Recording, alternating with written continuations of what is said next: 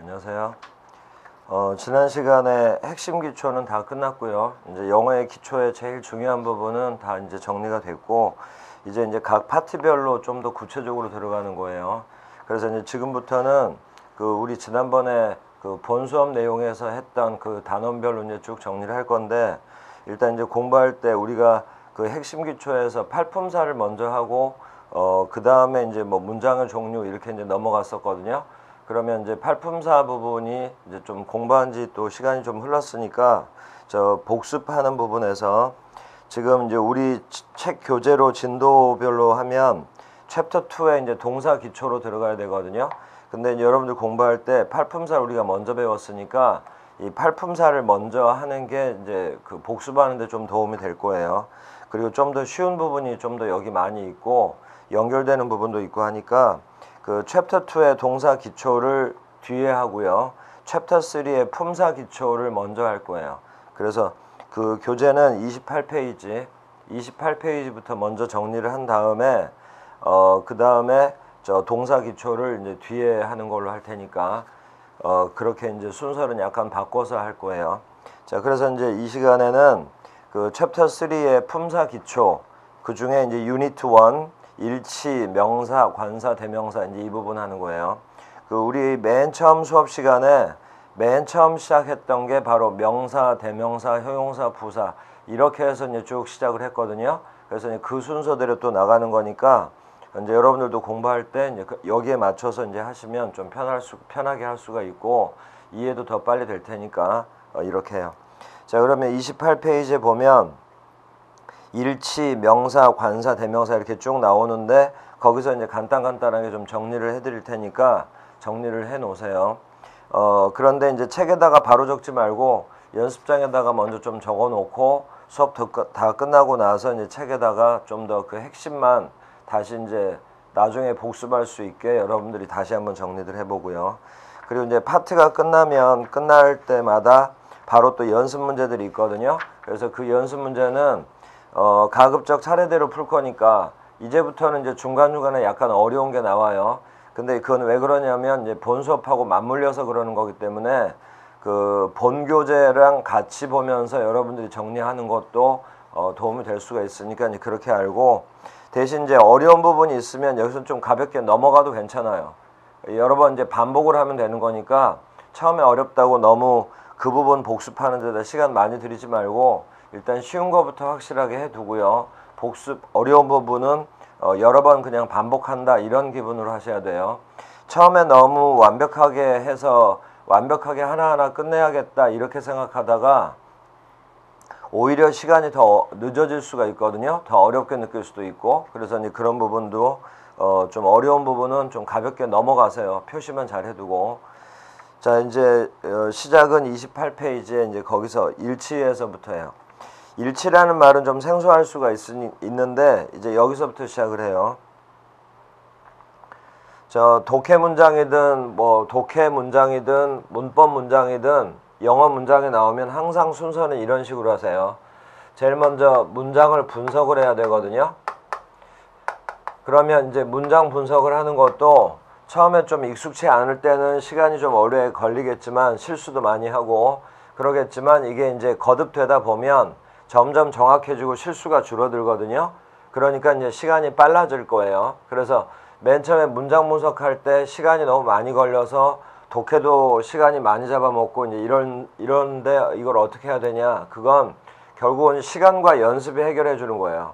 빨라지면 그만큼 독해도 빠르게 되고 분석도, 그리고 내용이 더 정확하게 나오니까 여러분들이 이제 문제를 풀 때 정답률이 더 높아질 거거든요.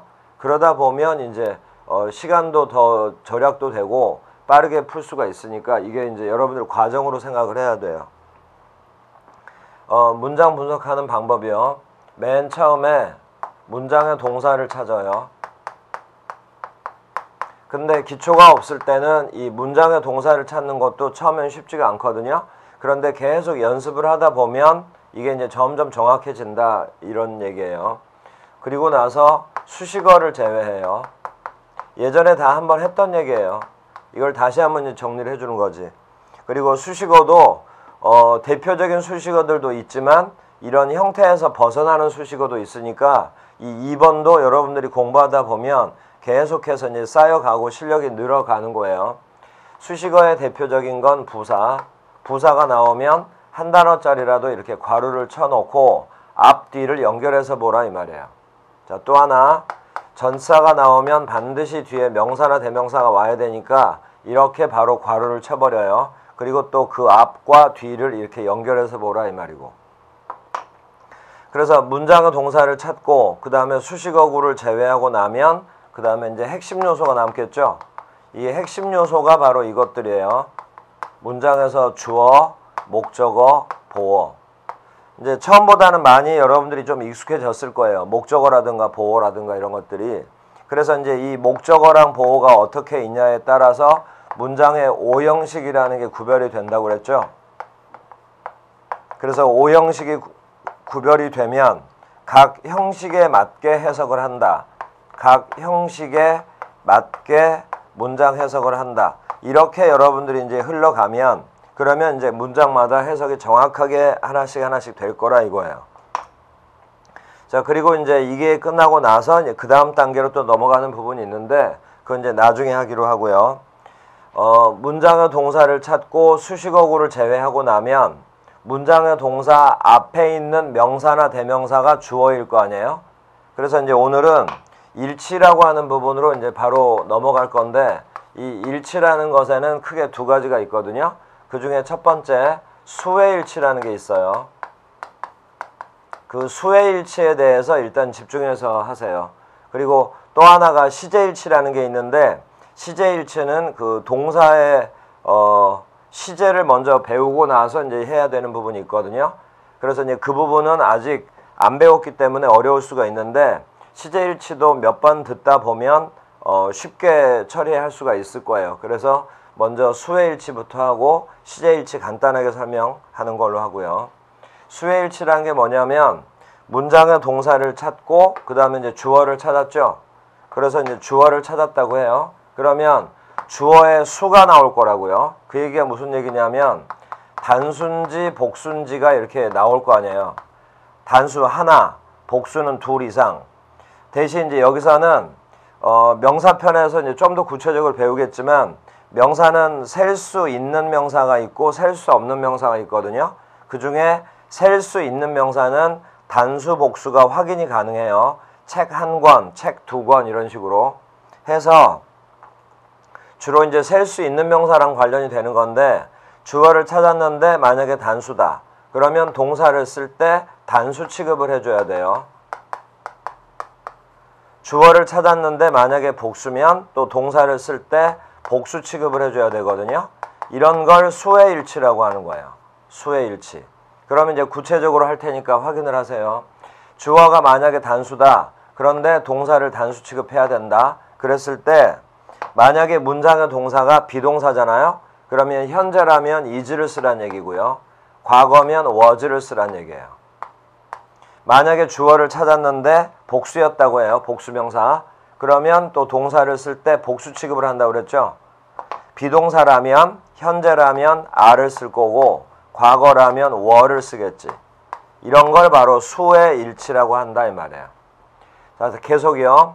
만약에 주어가 그러니까 동사가 비동사가 아니라 일반 동사였다고 하면 조건이 좀 더 붙어요. 우리 다 배웠던 거예요. 조건이 뭐냐면 주어가 3인칭이어야 되고 단수여야 되고 시제가 현재 시제여야 돼요. 그러면 일반 동사의 동사 원형에다가 s나 es를 붙이라고 했었죠. 바로 이게 바로 단수 취급한 거예요. 그리고 시제가 과거가 되면 수의 구분이 안 돼요. 그러니까 현재 시제일 때만 그때만 동사 원형에 s나 es를 붙이는 거. 이게 바로 단수 취급. 그래서 비동사에 is나 was 그리고 일반 동사에 s나 es 붙인 이런 것들을 단수 동사라고도 불러요. 자, 그런데 만약에 주어가 복수라고 해요. 그럼 복수 취급을 해서 비동사일 때는 a나 were를 쓰죠. 그리고 이제 일반 동사일 때는 그냥 동사 원형 쓰면 되는 거예요. 자, 여기서 바로 처음에는 이렇게 ses 붙이는 거, 그 다음에 동사 원형 쓰는 게 약간 헷갈려요. 왜 헷갈리냐면 주어 자리에 이제 명사가 주로 올 거 아니에요? 그러면 명사의 단어 그대로가 단수 형태일 텐데 명사를 복수로 고치게 되면 그 명사에다가 불규칙 변화도 있지만 규칙 변화는 단어 끝에 s나 es 붙이거든요. 그러니까 명사에다가 s나 es를 붙이면 이게 복수 명사가 되는 거예요. 책들 이런 식으로. 그런데 이제 영어를 처음 하다 보면 단어도 굉장히 약할 거 아니에요. 그러니까 어떤 단어에 s나 es가 붙어 있으면 머릿속으로 헷갈린단 말이에요. 명사의 복수형인지 아니면 일반 동사 s나 es 붙여놓은 동사 형태인지 헷갈리는데 그게 처음에만 그렇지 시간이 조금만 지나가다 보면 간단하게 구별이 가능해요. 그래서 이제 그런 과정은 여러분들이 이제 좀 버텨내야 되는 거예요. 그래서 이제 만약에 실수를 했으면 단어의 뜻을 몰라서 실수를 했을 거 아니에요. 그러면 이제 그 문제를 풀고 나서 그 문제는 틀렸을 테니까 이제 그 단어의 뜻을 외우고 나면 그러면 이제 그 다음에는 그 단어는 실수를 안 할 거 아니에요. 이러면서 이제 실력을 쌓아가는 거라 이 말이에요. 자, 그러면 수의 일치라고 그래서 주어의 수가 뭐냐에 따라서 동사의 수를 이렇게 이제 정해서 맞춰서 써준다라고 이제 얘기를 했죠. 이런 것들을 이제 복수동사라고 하면 돼요. 위에 건 단수동사. 자, 근데 조심할 것은 수의 일치는 동사에서 끝나는 게 아니에요. 문장을 쓰다 보면 앞에 나왔던 주어가 뒤에 또 나와야 될 때가 있거든요. 앞에 나왔던 주어가 뒤에 또 나와야지 내용이 성립이 될 때가 있어요. 그러면 명사가 한 번 나왔던 명사가 뒤에 또 나와. 그러면 명사 대신에 대명사라는 걸 쓸 거 아니에요. 명사의 반복을 피하기 위해서 쓰는 이 대명사도 수일치를 시켜야 돼요. 만약에 주어가 단수인데 예를 들어서 남자였다고 해요. 그러면 대명사를 쓸 때 he나 his나 him 이런 것들을 격에 맞게 써줘야죠. 만약에 주어가 여러 명이어서 복수였다고 해요. 그럴 때는 대명사를 쓸 때 they나 their, them 이렇게 수에 맞춰서 대명사를 써줘야 된다 이 말이에요. 수와 격에 맞춰서. 그래서 수의 일치는 주어 확인하고 동사에서 끝나는 게 아니라 대명사까지 연결이 되는 부분이에요. 그래서 우리가 수업을 할 때 수의 일치를 이제 배우고 나서 명사를 이제 또 조금 더 구체적으로 배울 거고 명사 중에서 단수면 앞에 어나 언을 붙이는 거죠. 그래서 관사도 간단하게 다시 복습을 해야 되고 그리고 나서 또 대명사로 연이어서 가는 거예요. 이게 우리가 공부해가는 순서라고 보면 되는 거예요. 자, 이게 바로 수의 일치예요. 그 다음에 시제일치란 이제 일치는 이렇게 두 가지가 있거든요. 하나는 수의 일치고 두 번째는 시제일치인데 시제일치는 뒤에 문제가 나올 때 설명을 할 테니까 여기는 일단 설명을 안 하고 넘어가는 거로 해요. 시제일치는 이건 이제 문제가 나왔을 때 바로 직전에 설명해주면 아주 간단하게 이제 끝나는 거예요. 자, 해서 이제 일치 부분이 바로 이렇고 그 다음에 이제 명사편이요. 이 공무원 입문이라고 기초영어 시작하면서 맨 처음에 해줬던 얘기가 바로 명사거든요. 그런데 그 챕터 4에 보면 기초단어라고 그래서 명사가 한 200단어들 기초단어 먼저 암기하라고 정리가 된 게 있는데 이제 그걸 여러분들이 조금씩만 읽어만 봤어도 이제는 명사가 뭔지는 알 거거든요. 뭐라고 그랬었냐면 사람이나 사물의 이름을 명사라 한다라고 했었어요. 사람이나 사물의 이름. 그러면 사람이나 사물의 이름을 뜻하는 단어를 명사라고 하는데 이제 우리 맨 처음에 배웠던 거야. 명사에서 제일 중요하다고 했던 부분. 이랬던 명사가 이 뜻을 가지고 있던 명사가 이제 문장으로 들어갔다고 해요. 그러면 문장으로 들어가면 바로 이 역할을 한다는 거. 이걸 이제 다시 한번 암기하라 이 말이에요. 배운 지 이제 제일 오래된 거잖아. 이 그 공무원 입문서에서는 배운 지 제일 오래된 거, 제일 처음 배웠으니까 해서 이제 확인을 해보라 이 말이에요. 명사는 문장에서 주어나 목적어, 보어, 동격, 전치사의 목적어 이렇게 5개 중에 하나로 쓰인다. 이렇게. 그러니까 지금 이제 우리가 강조했던 것 중에 하나가 영어를 배우다 보면 여러 가지 형태가 나오는데 비슷한 형태의 것이 여러 가지 품사 역할을 할 수가 있다고 그랬잖아요. 그러니까 명사라는 단어뿐만이 아니라 명사의 역할을 하는 어떤 다른 표현들도 다른 품사의 역할까지 같이 겸할 수 있는 그런 표현들도 문장에서 쓰였을 때 5개 중에 하나로 쓰였으면 형태가 어떻게 됐든 간에 그게 다 명사 역할을 하는 거다. 이렇게 정리하면 돼요. 그러니까 예를 들어서 투부정사라는 거 있잖아요. 이게 문장의 주어 자리에 쓰였다. 그럼 명사처럼 쓰인 거라 이 말이에요. 동사 원형의 ing로 시작하는 표현이 문장의 목적어 자리에 쓰였다. 그래도 형태는 이 모습이어도 명사처럼 쓰인 거구나. 이렇게 가라 이 말이에요. 또 접속사 대시 이끄는 절이 예를 들어서 문장의 뭐 동격 이런 자리에 쓰였다. 그럼 이것도 대시 이끄는 절도 문장에서는 명사처럼 쓰인 거구나. 이렇게 연결해 가면 되는 거예요. 지금 이 말이 무슨 말인지만 이해를 했어도 벌써 여러분들이 실력이 늘어난 거예요. 실력이. 자, 그래서 여기까지는 이제 우리가 맨 처음에 배운 거고요. 그래서 명사라는 품사는 문장에서 5개 중에 하나로 쓰인다. 이제 이렇게 알았으면 이제 조금 더 세부적으로요. 이제 예전에 안 했던 걸 추가하는 거예요. 세부적으로 명사에는 종류가 이렇게 2가지가 있어요. 방금 그 우리 수혜일치 얘기하면서 했던 건데 명사는 종류가 2가지가 있거든요. 명사마다 뜻이 있을 거 아니에요. 그 뜻을 잘 보면 어떤 단어는 셀 수 있는 단어가 있어요. 책이라든가 의자라든가 이런 거. 그래서 셀 수 있는 명사가 있고 또 어떤 단어는 물, 우유 또는 사랑, 증오 이런 거, 그 다음에 사람 이름 이런 거, 이런 것들은 셀 수가 없어요. 그래서 명사의 뜻을 보면 셀 수 있고 없고가 구분이 되거든요.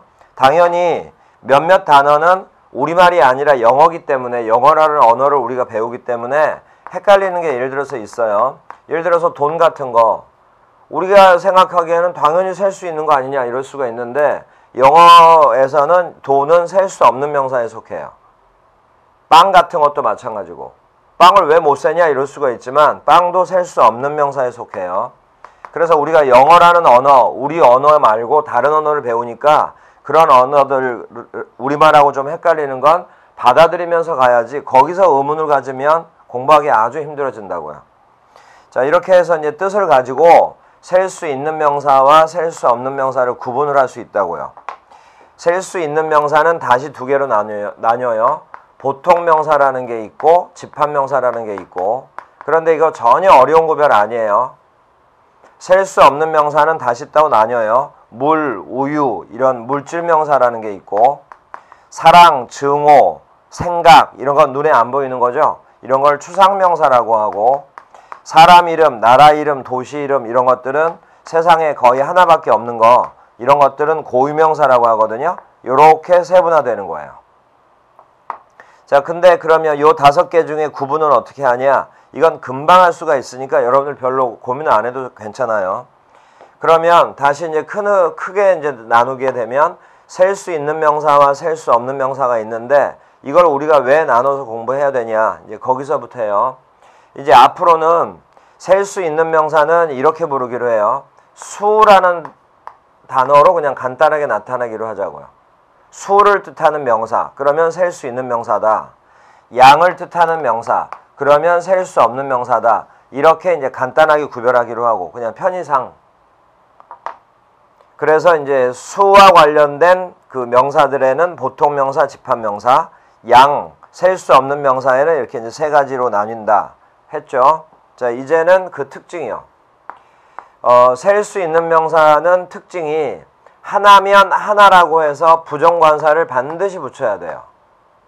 또 여러 개면 복수라고 해서 규칙 변화 같으면 단어 끝에 s나 es를 반드시 붙여야 되고 그리고 이제 우리가 수혜일치 문제를 바로 풀어볼 건데 이렇게 부정관사가 붙어 있으면 셀 수 있는 명사가 단수란 얘기잖아요. 그러면 동사를 쓸 때 단수 취급을 해줘야지. 이런 게 방금 했던 수혜일치 말하는 거예요. 주어를 찾았더니 복수다. 여러 개였어. 그러면 복수 취급을 하겠죠. 자, 그런데 셀 수 없는 명사는 어떤 특징이냐면 셀 수가 없기 때문에 하나, 여러 개의 개념이 없어요. 물 1개, 2개의 물들 이런 건 말이 안 되잖아요. 그래서 셀 수 없는 명사 같은 경우는 이 하나를 뜻하는 부정관사를 쓸 수가 없어요. 붙일 수가 없다고. 또 셀 수 없는 명사는 복수형이라는 게 있을 수가 없어요. 셀 수가 없기 때문에. 그래서 항상 단어 그대로 쓸 거 아니에요. 그게 우리가 보기에는 단수형처럼 보일 거 아니에요. 그래서 항상 단수 형태로 써야 되고, 그래서 항상 단수 취급을 하는 거예요.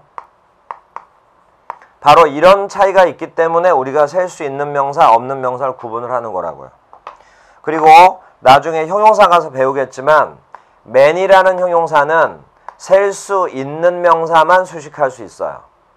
few나 a few라는 형용사도 셀 수 있는 명사만 수식할 수 있어요. 그래서 셀 수 있는 명사는 man이나 few, a few의 수식을 받는다. 여기까지를 셀 수 있는 명사의 특징으로 보는 거예요. 또 셀 수 없는 명사도 셀 수 있는 명사랑 비교해서 보세요. 셀 수 있는 명사는 many의 수식을 받는다면 셀 수 없는 명사는 much의 수식을 받아요. 이렇게 맞물려서 여러분들이 기억을 해야 돼요.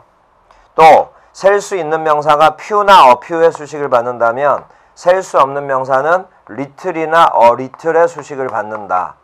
이렇게. 자, 이렇게.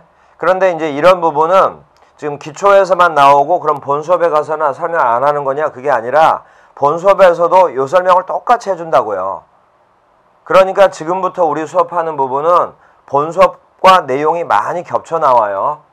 그래서 이제 여기까지만 설명을 하고 끝 마무리를 할 테니까 여기까지를 먼저 알아놓고 관련된 문제를 좀씩 풀어본 다음에 이게 여러분들이 약간 익숙해지잖아요.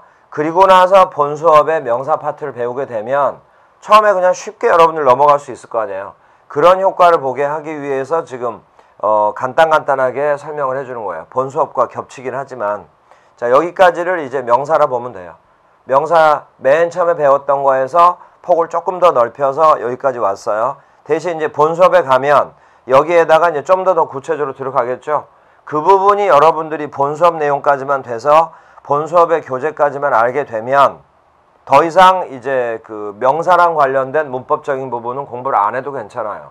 딱 거기까지가 시험범위다 라고 생각하면 공무원이나 경찰 시험에서 문법 문제랑 관련된 부분은 절대로 빠져나가지가 않으니까 100% 이 범위 내에서 나오니까 그런 부분에 대해서는 여러분들이 믿음을 가지고 공부를 하면 돼요. 자, 해서 이제 명사까지 했어요. 자, 그 다음에 명사 아래를 보면 관사 또 대명사 있죠? 여기서도 이제 간단하게 해요. 자, 그래서 이제 관사 대명사까지가 설명이 끝나면 바로 이제 문제들이 나오니까 문제 풀면서 다시 확인해 보기로 하고, 대신 문제를 풀다 보면 우리가 완전히 지금 이론 정리를 안 한 상태이기 때문에 우리가 수업 시간에 이 기초 시간에 하던 거 말고 다른 게 나오기도 하거든요. 그러니까 이제 그런 부분은 안 배운 상태에서 문제를 푸니까 어려울 거 아니에요.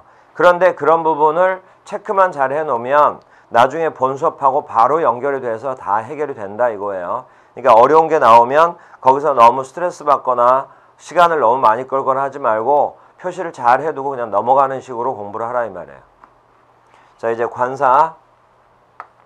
관사는 뭐 별도로 추가한다는 것보다는 예전에 배웠던 건 그냥 복습이에요. 관사는 두 가지가 있다 했어요. 부정관사와 정관사. 여기가 제일 기초지만 사실은 제일 중요한 거예요. 부정관사는 어나 언. 이걸 부정관사라 했고 정관사는 더 라고 했죠. 이제 나중에 본 수업에 들어가면 부정관사에는 하나라는 게 대표적인 뜻이지만 하나라는 뜻 말고 다른 뜻도 있어요. 그래서 이제 그런 부분을 여러분들이 본 수업에 가서 부정관사의 뜻이라는 부분에서 이제 여러분들이 좀만 더 공부를 해주면 그러면 되고요. 정관사는 뜻에 대해서는 별로 크게 신경 쓸 필요 없어요. 그라고 해석을 하든가 아니면 뜻이 없든가 둘 중에 하나인데, 정관사는 이런 게 중요해요. 어쩔 때 정관사를 써야 되는지 정관사의 용법이라고 하거든요. 그 부분만 이제 본 수업 가서 더 추가로 여러분들이 공부해 놓으면 돼요. 자, 그러면 이제 우리 이 시간에는 다시 예전에 배웠던 거 그냥 복습만. 부정관사는 어쩔 때 붙여 쓰냐면 부정이라는 말을 잘 떠올려요. 화제 대상에 처음으로 나온, 그래서 상대방이 잘 모르는 불특정한 불특정한 명사 앞에 붙이는 게 부정관사다. 이렇게.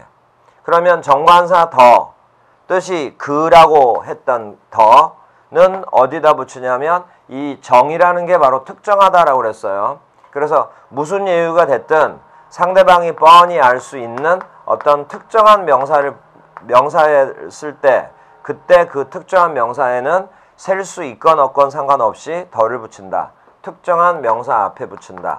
이렇게 다시 한번 확인해 놓으면 돼요. 그리고 이제 한 번만 더.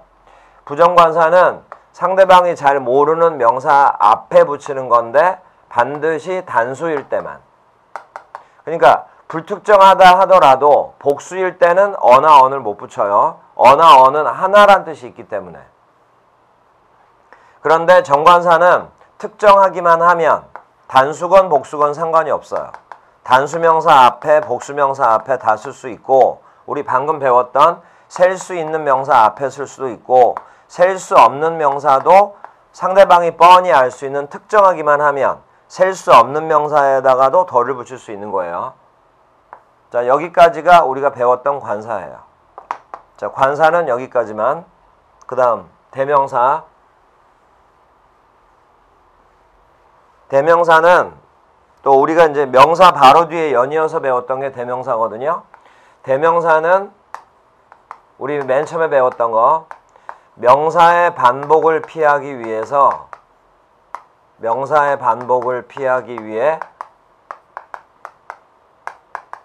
명사 대신 사용한다. 이렇게 배웠어요. 그러니까 문장에서 명사와 똑같은 역할을 하는 거예요.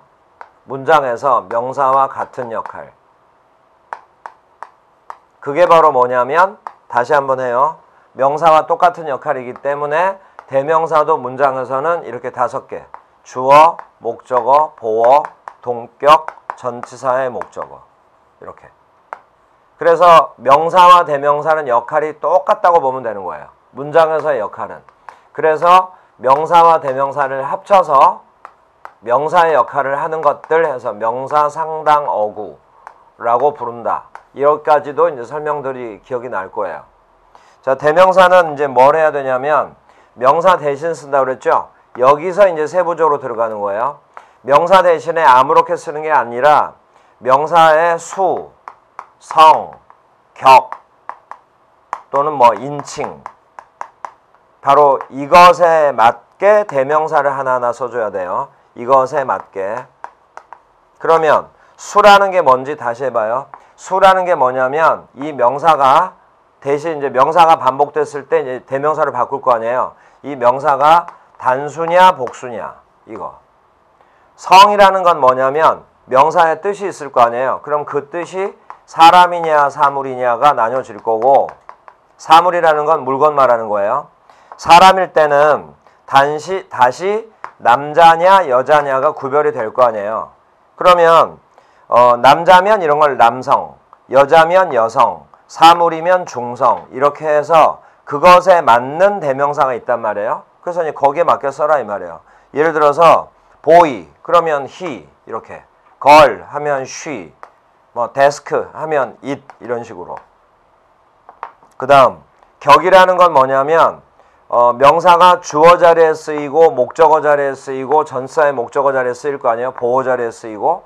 그럼 이것 대신에 또 대명사를 쓸 거 아니에요. 이게 바로 격이에요. 주어 자리에 쓰는 형태를 주격이라고 그래. 목적어 자리에 쓰는 것을 목적격이라고 하는 거고. 그리고 소유격이라는 것도 있고. 그래서 격에 따라서 대명사가 정해져 있으니까 그걸 쓰란 얘기고. 인칭, 나 하면 1인칭이죠. 너 하면 2인칭이죠. 나, 너 제외한 나머지 모든 걸 다 3인칭이라 하는 거죠. 바로 이런 거. 이런 것에 맞게 대명사를 써야 된다고요. 그러면 지금 벌써 명사 대신에 대명사 하나를 쓰더라도 이렇게 구분이 많단 말이에요. 그럼 이게 굉장히 복잡하겠구나 생각할 수가 있는데 이게 의외로 쉬워요. 왜 그러냐면 우리가 영어 공부를 할 때 알파벳이랑 거의 같이 외웠던 게 인칭대명사라는 게 있다고. 이 인칭대명사가 바로 뭐냐면 알파벳이랑 거의 같이 배웠다는 게 바로 이거 말하는 거예요. I, my, me, mine 이거. You, your, you, yours he, his, him, his, she, her, her, hers, it, its, it 이런 거 있죠. 지금 여러분들이 약간 헷갈린다 하더라도 한 번만 여러분들이 확인해 주면 두 번 정도 가면 거의 완벽하게 다 외울 수 있어요. 그래서 이제 이걸 외워놓고 나면 이게 바로 이것들을 구분해서 이제 하나씩 써라. 그래서 이제 처음에는 약간 속도가 늦고 실수도 하겠죠. 그런데 이런 부분도 영어 공부를 꾸준하게 하다 보면 그냥 아주 자연스럽게 해결이 되는 부분이라고요. 그래서 의외로 쉽다는 거 이제 그렇게 알았으면 이제 대명사는 한 가지만 더 듣고 그러고 이제 마무리를 해요. 아까도 명사를 배우고 나서 명사의 종류 이렇게 넘어갔는데 지금 이제 대명사도 우리 맨 처음에 배웠던 것에서 약간 추가 설명을 했어요. 그리고 나서 대명사의 종류까지 설명하기로 해요. 대명사의 종류가 5가지가 있어요. 방금 말한 주로 사람을 가리키는 인칭, 사람을 칭하는 인칭 대명사가 그 하나고요. 그 다음에 이것저것, this, that 있죠? 그런 걸 지시대명사라고 하는 거고 그 다음에 명칭이 약간 헷갈리겠지만 부정대명사라는 게 있어요. 근데 전혀 어려운 거 아니에요. 여기서 이 부정이라는 말이 바로 이거예요. 관사에서 정관사, 부정관사 할 때 이 부정이라는 말, 부정이라는 게 불특정하다는 말과 같다고 했죠. 이 부정대명사의 부정도 바로 그거예요. 어떤 불특정한 사람이나 사물을 가리키는 걸 부정대명사를 한다 이렇게. 자, 그 다음에 우리가 이제 그 핵심 기초 편에서 집중해서 배웠던 게 바로 이거예요. 의문 대명사. 의문 형용사, 의문 부사 말고 의문 대명사예요. 자, 그 다음 우리가 이제 진도 순서를 약간 바꿔서 동사 기초 말고 품사 기초를 먼저 하는 이유 중에 하나는 우리가 맨 처음에 배웠던 걸 빨리 다시 복습을 하기 위한 것도 있고 또 하나가 바로 이것 때문이에요. 관계대명사 때문에. 이 관계대명사라는 건 접속사 역할을 겸하는 거거든요. 이 관계대명사를 모르면 독해를 할 수가 없어요. 아무리 쉬워 보이는 문장에서도 이 관계대명사라는 게 바로바로 튀어나온단 말이에요. 그리고 우리가 핵심 기초에서 제일 강조하고 제일 마지막에 배웠던 게 뭐냐면 간접의문문이에요. 이 간접의문문이라는 걸 배워서 기억에 조금 남아있을 때 관계대명사를 같이 배워서 비교해서 구별을 해버려야 정말 중요한 부분이 하나가 마무리가 되는 거거든요. 그런 이유 때문에 품사 기초를 지금 먼저 하는 거예요. 자, 이렇게 해서 대명사는 종류가 5가지예요. 인칭, 지시, 부정, 의문, 관계. 뒤에 대명사. 그런데 여기서 이제 여러분들 꼭 짚고 가야 될 게 인칭 대명사, 지시 대명사, 부정 대명사까지는 대명사는 명사 대신에 쓰는 거다. 그래서 대명사는 명사와 똑같이 문장에서 이렇게 5가지 역할을 하는 거다. 까지를 여러분들이 끌고 가는데 다 기억을 할 수 있는데 바로 여기 와가지고요. 의문대명사, 관계대명사 와서 다른 용법이 추가가 되다 보니까 이 대명사로서의 역할을 잊어버릴 수가 있거든요. 이걸 아주 조심해야 돼요. 의문대명사와 관계대명사도 정확하게 명사 대신 썼다는 거. 그래서 명사의 역할을 그대로 다 한다는 거. 이걸 꼭 명심을 하세요. 의문대명사와 관계대명사도 명사 대신 썼다는 거. 그러니까 대명사라 부르는 거란 말이에요. 자, 여기까지 해서 이제 대명사까지 우리가 맨 첫날 첫 시간에 배웠던 데다가 약간 살을 붙여서 추가로 이제 했다. 설명을 추가로 해준 거예요. 여기다가 약간만 더 추가를 하는 게 바로 본 수업 내용이에요. 자, 그러면 유니트 1에 대한 설명은 이렇게 이제 마무리를 했거든요. 그러면 이제 29페이지부터가 관련된 이제 문제인데 문제를 보면 여러분들이 이제 이해를 하겠지만 29페이지 A번 문제 있죠. 이런 게 이제 수외일치와 관련되는 거예요. 그리고 중간 뒷부분 보면 시제일치 얘기가 나오거든요. 근데 시제일치는 안 배웠으니까 수외일치랑 관련되는 문제까지만 여러분들이 풀어보고 그 다음에 시제일치 부분은 문제 풀기 직전에 시제일치 간단하게 배우기로 하고요. 자, 또 넘겨보세요. 30페이지에 B번을 보면 인칭대명사 표가 있죠. 요거를 이제 먼저 여러분들이 한번 기억을 되살려서 한번 해보라고요. 아주 오래전에 배웠던 거라서 약간 헷갈리기도 하겠지만 그렇게 오래전에 배운 것도 생각이 나기도 하는 게 있을 거란 말이에요. 그러니까 영어라는 게 어제 배운 걸 오늘 잊어버리기도 하지만 10년, 20년 전에 배웠던 영어가 다시 생각이 나기도 한다고요. 그러니까 영어라는 건 무조건 다 잊어버리는 게 아니란 말이에요. 그러니까 여러분들이 얼마나 익숙하게 했냐에 따라서 기억이 오래 갈 수도 있는 거니까 바로 인칭대명사가 그런 예란 말이죠. 그래서 인칭대명사표 여러분 채워보고 그 다음에 C번도 옛날 기억 되살려서 일단 아는 데까지 명사의 복수 한번 만들어 보고 그거랑 관련해서 D번도 문제 풀어보고 이렇게 해서 문제 풀기 직전에 바로 여러분들이 문제는 한번 꼭 다 풀어봐야 돼요. 하나도 모르는 한이 있어도 먼저 문제를 읽어보고 나서 설명을 들어야지 안 그러면 문제풀이 효과가 없단 말이에요. 자, 그 다음에 31페이지 보면 2번에 관사 문제가 있는데 관사에 대한 이론 설명 없이 좀 더 자세한 이론 설명 없이 바로 문제를 풀게 되면 이 중에 반은 여러분들이 못 풀어요. 그런데 일단은 이렇게 풀어놓으면서 새로운 지식을 배우는 거예요, 거꾸로. 그리고 나서 이제 본 수업을 듣게 되면 본 수업에 대한 부담이 좀 더 줄어들겠죠. 그냥 아주 단순한 기초만 알고 있는 게 아니라 약간의 지식을 문제풀이를 통해서 추가로 더 배우고 들어가는 거니까 그런 의미로 이제 여러분들이 보셔야 돼요. 그 다음에 F번 대명사 관련된 연습 있고요. 그 다음에 또 넘기면 G번 이것도 여러분들이 모르는 게 많아요. 그런데 이제 문제풀이를 통해서 추가로 배우는 거예요. 그리고 나서 이제 본 수업 가서 다시 확인하고 그리고 보면 H의 핵심 기초에서 배웠던 게 또 나와요. 그리고 I번 문제가 또 핵심 기초에 마지막에 배웠던 그러니까 우리가 얼마 전에 배운 거예요. 그게 또 나오고 그리고 J번 보면 또 기억이 날 거라고요. 바로 이렇게 한 다음에 그 다음에 이제 34페이지로 가면 이제 연결사랑 관련되는 건데 전치사, 접속사, 관계사라고 나오죠. 그 중에 특히 관계사라는 말이 나오죠. 바로 이걸 바로 연이어 배우기 위해서 지금 이걸 우리가 먼저 하는 거예요. 그래서 이걸 배우고 나면 이 품사기초편이 여러분들이 공부가 되고 나잖아요. 그러면 바로 일정 수준의 독해는 여러분들이 바로 해나갈 수가 있어요. 관계대명사를 안 배운 상태에서는 문장이 분석 자체가 불가능한데 배우고 들어가면 이제부터는 독해가 가능하단 말이에요. 그런 효과를 좀 보게 하려고 순서를 약간 바꿔서 하는 거니까 이런 부분들을 이제 여러분들이 철저하게 복습을 하세요. 그러면 복습한 만큼 바로 실력이 올라요. 자, 해서 이제 이런 순서대로 나오는 거니까 이제 여러분들이 29페이지부터는 먼저 좀 문제를 쭉 풀어놓고 그리고 나서 이제 다음 시간부터는 문제풀이 설명을 들으면 되는 거예요. 자, 그러면 여기까지 하고 다음 시간에는 이제 문제풀이를 하기로 해요. 수고하셨어요.